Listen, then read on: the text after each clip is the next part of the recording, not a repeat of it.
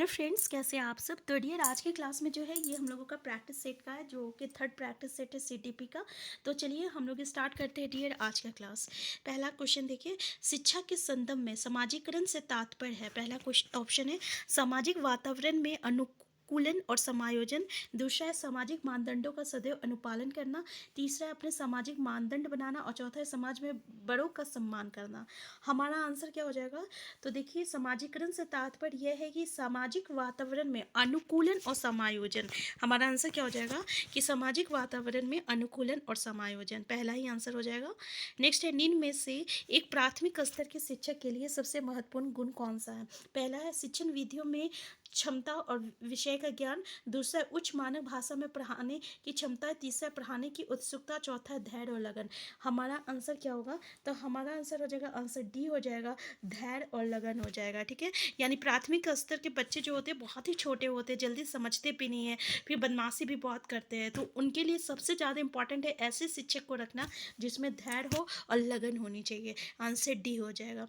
Next question है, nursery कक्षा में शुरुआत करने के लिए कौन सी विषय वस्तु थीम सबसे अच्छी है। मेरा प्रिय मित्र, मेरा पड़ोस, मेरा परिवार, मेरा विद्यालय। हमारा आंसर क्या होना चाहिए। तो हमारा आंसर होना चाहिए मेरा परिवार। और शायद ये हमारा ईवीएस का भी जो है आपका फर्स्ट चैप्टर है, मेरा परिवार। ठीक है, तो आंसर क्या हो जाएगा, आंसर सी हो जाएगा। नेक्स्ट क्वेश्चन है, पियाजे के अनुसार संज्ञानात्मक विकास के किस चरण पर बच्चा वस्तु अस्तित्व को प्रदर्शित करता है। देखिए, ये इंपॉर्टेंट क्वेश्चन है। ठीक है, पहला आपका संवेदी प्रेरक चरण। दूसरा पूर्व संक्रियात्मक चरण। तीसरा है मृत सक्रियात्मक चरण। चौथा औपचारिक संक्रियात्मक चरण। हमारा आंसर हो जाएगा, आंसर ए हो जाएगा, संवेदी प्रेरक चरण हो जाएगा। ये जो होता है ये आपका वस्तु अस्तित्व प्रदर्शित करता है। ठीक है, तो याद रखिएगा। नेक्स्ट क्वेश्चन है, देखिए ये क्या होता है ना, वस्तु के प्रति जो रहता है अनुक्रिया करने लगता है, यानी किसी भी वस्तु को देखकर। ठीक है, तो इस अवस्था को हम लोग क्या कहते हैं, वस्तु अस्तित्व कहते हैं। नेक्स्ट क्वेश्चन है, सीखने की प्रक्रिया में शिक्षक की भूमिका होनी चाहिए। पहला है आपका सुगमकर्ता की। दूसरा अनुदेशनकर्ता की। तीसरा प्रशिक्षक की। और चौथा नियंत्रणकर्ता की। हमारा आंसर क्या होगा, हमारा आंसर ए हो जाएगा, सुगमकर्ता की। नेक्स्ट क्वेश्चन है आपका, निम्नलिखित में से कौन सा सूक्ष्म गतिक कौशल का उदाहरण है। चढ़ना, फुदकना, दौड़ना, लिखना। हमारा आंसर क्या हो जाएगा, हमारा आंसर हो जाएगा, आंसर डी हो जाएगा, लिखना हो जाएगा। नेक्स्ट क्वेश्चन है, एक शिक्षिका अपने आप कभी भी प्रश्नों के उत्तर नहीं देती। वो अपने विद्यार्थियों को उत्तर देने के लिए समूह चर्चाएं और सहयोगात्मक अधिगम अपनाने के लिए प्रोत्साहित करती है। ये उपागम डैश के सिद्धांत पर आधारित है। सीखने की तत्परता, सक्रिय भागीदारी और अनुदेशनात्मक सामग्री के उचित संगठन और अच्छा उदाहरण प्रस्तुत करना और भूमिका प्रतिरूप बनाना। हमारा आंसर क्या हो जाएगा, सक्रिय भागीदारी हो जाएगा, आंसर बी हो जाएगा। नेक्स्ट क्वेश्चन है आपका, एक बालक की मानसिक आयु 12 वर्ष और शारीरिक आयु जो है 10 वर्ष है, तो उसकी बुद्धि लाभदायक होगा, मतलब आईक्यू क्या हो जाएगा। तो देखिए आईक्यू क्या हो जाएगा आपका, आईक्यू हम लोग कैसे निकालते हैं। तो आईक्यू निकालने के लिए पहले मानसिक जो आयु होती है ना, उसको जो शारीरिक आयु होती है उससे डिवाइड करते हैं और 100 से मल्टीप्लाई करते हैं। यहाँ पे जो है आपकी मानसिक आयु 12 है और शारीरिक आयु 10 है, इसको 100 से मल्टीप्लाई करेंगे तो 120 आ जाएगा। ठीक है, तो हमारा आंसर क्या हो जाएगा, आंसर ई हो जाएगा, 120 हो जाएगा। नेक्स्ट क्वेश्चन है, संकेतिक शिक्षा इंगित करती है सभी बच्चों के लिए एक समान शिक्षण विधि। दूसरा है सामान्य बच्चों व भिन्न रूप से योग्य बच्चों के लिए एक ही स्कूल। दूसरा है सामान्य बच्चों एवं भिन्न रूप से योग्य बच्चों के लिए पृथक स्कूल। और चौथा है आपका सामान्य बच्चों एवं भिन्न रूप से योग्य बच्चों के लिए एक समान सुविधा। हमारा आंसर क्या होगा, हमारा आंसर हो जाएगा, आंसर बी हो जाएगा, सामान्य बच्चों वो भिन्न रूप से योग्य बच्चों के लिए एक ही स्कूल को हम लोग समेकित शिक्षा कहते हैं या समावेशी शिक्षा भी हम लोग कहते हैं, जिसको हम लोग इंग्लिश में इंक्लूसिव एजुकेशन कहते हैं। ठीक है, तो आंसर बी हो जाएगा, जो अलग बच्चे हैं, जो सामान्य बच्चे हैं, जो योग्य भिन्न रूप से योग्य बच्चे के लिए ये एक ही जो स्कूल होती है उसी को हम लोग समेकित शिक्षा कहते हैं। नेक्स्ट क्वेश्चन है आपका, एक शिक्षक विद्यार्थियों में सामाजिक मूल्यों को विकसित कर सकता है। पहला है अनुशासन की अनुभूति को विकसित कर, आदर्श रूप से बर्ताव कर, महान व्यक्तियों के बारे में बोलकर और उन्हें अच्छी कहानियाँ सुनकर। हमारा आंसर क्या हो जाएगा? तो हमारा आंसर हो जाएगा आदर्श रूप से बर्ताव करके जो है अपना वो सामाजिक मूल्यों को जो है विकसित कर सकता है, क्योंकि बच्चे जो देखते हैं ना वही सीखते हैं, तो वो जैसा करेंगे वैसा वो सीखेंगे। इसलिए आदर्श रूप से अगर वो बर्ताव करेंगे तो बच्चे भी वही सीखेंगे। आंसर बी हो जाएगा। नेक्स्ट है शिक्षार्थियों के बीच अधिगम शैली में अंतर का कारण हो सकता है। पहला, शिक्षार्थी का की समाजीकरण प्रक्रिया। दूसरा है शिक्षार्थी द्वारा अपनाई गई विचारण नीति। तीसरा है परिवार की आर्थिक स्थिति। चौथा है बालक का लालन पालन। हमारा आंसर क्या हो जाएगा? हमारा आंसर हो जाएगा आपका शिक्षार्थी द्वारा अपनाई गई विचारण नीति हो जाएगा। नेक्स्ट क्वेश्चन है आपका कक्षा 1 में बच्चों में भाषा कौशल का विकास किस क्रम में होना चाहिए? तो क्या क्रम होना चाहिए? तो देखिए, सबसे पहले तो सुनता है बच्चा, फिर बोलता है, फिर पढ़ना लिखना। पहला ही आंसर जो रहेगा करेक्ट आंसर हो जाएगा। नेक्स्ट क्वेश्चन है मानव व्यक्तित्व परिणाम है केवल अनुवांशिकता का पालन पोषण और शिक्षा का अनुवंशकता और वातावरण की अतः क्रिया का। तो बिल्कुल सही है, हमारा आंसर सी हो जाएगा। और नेक्स्ट क्वेश्चन है आपका कक्षा 1 और 2 के दो स्तर के बच्चे। पहला ऑप्शन है अमृत अनुभव से शीघ्र सीखते हैं, मूर्त अनुभव से शीघ्र सीखते हैं, पढ़कर शीघ्र सीखते हैं, लिखकर शीघ्र सीखते हैं।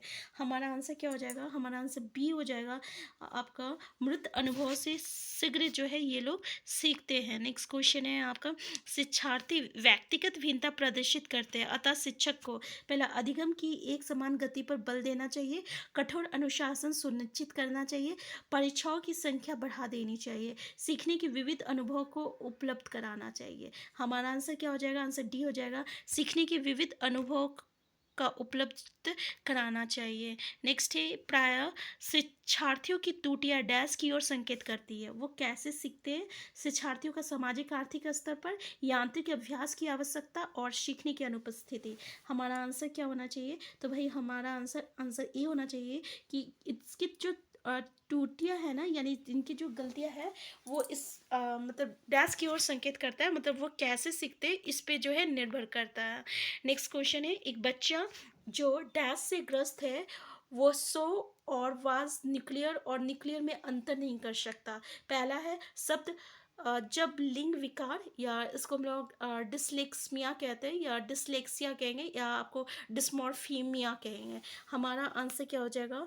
तो भाई हमारा आंसर जो है ये आपका डिसलेक्सिया हो जाएगा। ठीक है, डिस्लेसिया हो जाएगा। डिस्लेसिया क्या होती है ना, इसमें जो है पढ़ने में जो है आपका दोष उत्पन्न होती है। जैसे कि इसमें अक्षर में जो है अगर इसे डी रहेगा तो आपको बी दिखाई देगा, बी रहेगा तो डी दिखाई देगा। ठीक है, तो जैसे सो है तो इसको यहाँ पे वास दिखाई देगा। ठीक है, तो इसको हम लोग डिसलेक्सिया कहते हैं। आंसर क्या हो जाएगा? आंसर आपका सी हो जाएगा। नेक्स्ट क्वेश्चन है आपका, देखिए यहाँ से आपको एक क्वेश्चन जरूर देखने को मिलता है। ठीक है, ये जो आपका है ना, यहाँ से इस तरीके से आपको एक क्वेश्चन जरूर देखने को मिलता है। तो हमारे जितने भी डिसेबिलिटीज़ है 4-5 तरीके के, ठीक है, उसको आप ज़रूर देख लीजिएगा। और ऐसे जब हम लोग टॉपिक वाइज डिस्कशन करेंगे तो अच्छे से कर ही लेंगे। नेक्स्ट क्वेश्चन है आपका कि बच्चों की सीखने की प्रक्रिया में प्रगति तब हो सकती है जब हम, पहला ऑप्शन है उसकी प्रगति की नियमित रूप से जाँच करें, बच्चों की प्रगति को नियमित रूप से जांचने के साथ साथ सुधारात्मक कदम उठाएं, और बच्चों को नियमित रूप से गृह कार्य दें, और बच्चों के लिए नियमित रूप से गतिविधियां आयोजित करें। तो भाई हमारा आंसर क्या होगा? तो बिल्कुल सही। देखिए, अगर हम यहाँ पे देखें तो उसकी प्रगति को नियमित रूप से जांचेंगे और फिर उसके बाद जो है उसका सुधारात्मक कदम उठाएंगे। ये बिल्कुल सही है। ठीक है ना। नेक्स्ट क्वेश्चन है आपका, कोहलबर्ग के अनुसार शिक्षक बच्चों में नैतिक मूल्यों का विकास कर सकता है। पहला है नैतिक मुद्दों पर आधारित चर्चाओं में उन्हें शामिल करके। दूसरा है कैसे व्यवहार किया जाना चाहिए, इस पर कठोर निर्देश देके। धार्मिक शिक्षा को महत्व देकर और व्यवहार के स्पष्ट नियम बनाकर। हमारा आंसर क्या होगा? तो हमारा आंसर ये हो जाएगा, नैतिक मुद्दों पर आधारित चर्चाओं में उन्हें शामिल करके। नेक्स्ट क्वेश्चन है प्राथमिक स्तर पर बच्चों के लिए संगीत, कहानी कहने, नाटक, क्लास, शिल्प, खेल आदि जैसी गतिविधियों का संचालन। पहला ऑप्शन है सप्ताह में एक बार होना चाहिए, प्रत्येक विषय के साथ सम्मिलित होना चाहिए, अलग से संचालित करना चाहिए, अतिरिक्त समय में कराया जाना चाहिए। हमारा आंसर क्या होगा? तो हमारा आंसर हो जाएगा, आंसर बी हो जाएगा, प्रत्येक विषय के साथ सम्मिलित होना चाहिए। ठीक है, आंसर बी हो जाएगा। नेक्स्ट क्वेश्चन है आपका कि राज्य स्तर की एक एकल गायन प्रतियोगिता के लिए विद्यार्थियों को तैयार करते समय एक विद्यालय लड़कियों को वीरता सॉरी वरीयता देता है, ये दर्शाता है, मतलब उसको प्रेफरेंस दिया जाता है। पहला है आपका प्रगतिशील चिंतन, वैश्विक प्रवृत्तियाँ और प्रयोजनात्मक उपागम और लैंगिक पूर्वाग्रह। तो बिल्कुल देख सकते हैं, जब हम लोग ऐसा डिफ्रेंशिएट क्रिएट करते हैं ना कि लड़कियां हैं तो उसको लड़कियों को ज़्यादा हम लोग मतलब कि वहाँ पे वैल्यू देंगे, लड़कों को नहीं देंगे, तो ये कहीं ना कहीं लैंगिक पूर्वाग्रह को शो करता है। ठीक है, तो आंसर डी हो जाएगा। नेक्स्ट है, निम्नलिखित में से कौन सा विकास का सिद्धांत है? पहला, ये निरंतर चलने वाली प्रक्रिया नहीं है। ये तो बिल्कुल गलत है, क्योंकि विकास जो होती है निरंतर चलने वाली प्रक्रिया होती है। विकास की सभी प्रक्रियाएं अतः संबंधित नहीं है, आपको पता है, सब एक दूसरे से संबंधित होती है। ठीक है, तो यहाँ सभी की विकास दर समान नहीं, ये बिल्कुल सही है। आप देखे होंगे कि विकास दर सभी का एक जैसा नहीं होता, तो बिल्कुल सही आंसर सी। नेक्स्ट क्वेश्चन है आपका, यदि विद्यार्थी पाठ में रुचि ना लेते प्रतीत हो तो शिक्षक को चाहिए कि वो शिक्षण विधि बदल दे, दृश्य श्रव्य सामग्री को प्रयोग में लाकर पठन को रुचिकर बनाए, या कक्षा से चला जाए, या कक्षा में कोई अन्य कार्य प्रारंभ करे। तो भाई हमारा आंसर क्या होना चाहिए? तो आप देख सकते हैं, ऐसा नहीं है कि हम लोग देखिए दृश्य शब्द सामग्री ये बिल्कुल पॉजिटिव है, लेकिन ऐसा नहीं है कि आप जब भी पढ़ा रहे हो तो उसके अकॉर्डिंग जो है आप दृश्य शब्द सामग्री को आप प्रेजेंट कर सकते हो। ठीक है, ऐसा नहीं हो पाता है। या कक्षा से चला जाए तो बिल्कुल गलत है, या अन्य कार्य प्रारंभ करें ये भी बिल्कुल गलत है। तो सबसे ज़्यादा इम्पॉर्टेंट क्या रहता है कि आप अपना जो शिक्षण विधि होता है उसको बदल दें। तो पहला ही आंसर सही हो जाएगा। नेक्स्ट क्वेश्चन है, व्यवहार का करना पक्ष डैश में आता है? सीखने की गतिक क्षेत्र, सीखने की भावनात्मक क्षेत्र, सीखने की मनोवैज्ञानिक क्षेत्र और सीखने के संज्ञानात्मक क्षेत्र। हमारा आंसर क्या होना चाहिए? हमारा आंसर ए होना चाहिए, सीखने के गतिक क्षेत्र होना चाहिए। नेक्स्ट क्वेश्चन है आपका कि बच्चे के विकास के सिद्धांतों को समझना शिक्षक की सहायता करता है। पहला है शिक्षार्थियों की भिन्न अधिगम शैलियों को प्रभावी रूप में संबोधित करने में, शिक्षार्थियों की सामाजिक स्तर को पहचानने में, शिक्षार्थी की आर्थिक पृष्ठभूमि को पहचानने में, और शिक्षार्थियों को क्या पढ़ना चाहिए ये औचित्य स्थापित करने में। तो देखिए हमारा आंसर क्या होना चाहिए? तो बिल्कुल सही बात है, हमारा आंसर क्या होगा कि शिक्षक की सहायता करता है। पहला, शिक्षार्थियों की भिन्न अधिगम शैलियों को प्रभावी रूप से संबोधित करने में, ये बिल्कुल सही बात है। ठीक है, नेक्स्ट क्वेश्चन है आपके कि बच्चे उसी वातावरण में सीख सकते हैं जहाँ उनके अनुभव एवं भावनाओं को उचित स्थान मिले। तो आप अगर देख सकते हैं तो हमारा पहला ही जो रहेगा ये आपका बिल्कुल सही हो जाएगा, क्योंकि अगर हम उनके बच्चों की अनुभव और उनकी भावनाओं को हम लोग सम्मान करें और उससे स्थान दें तो वो बिल्कुल जो है सीख सकता है। पहला ही बिल्कुल सही है। ठीक है, नेक्स्ट क्वेश्चन है आपका एक विद्यार्थी अपने अध्यापक से समय की पाबंदी सीखता है। ये एक उदाहरण है वाचिक अधिगम का, प्रेक्षण अधिगम का, कौशल अधिगम का और अधिगम अंतरण का। हमारा आंसर क्या होना चाहिए?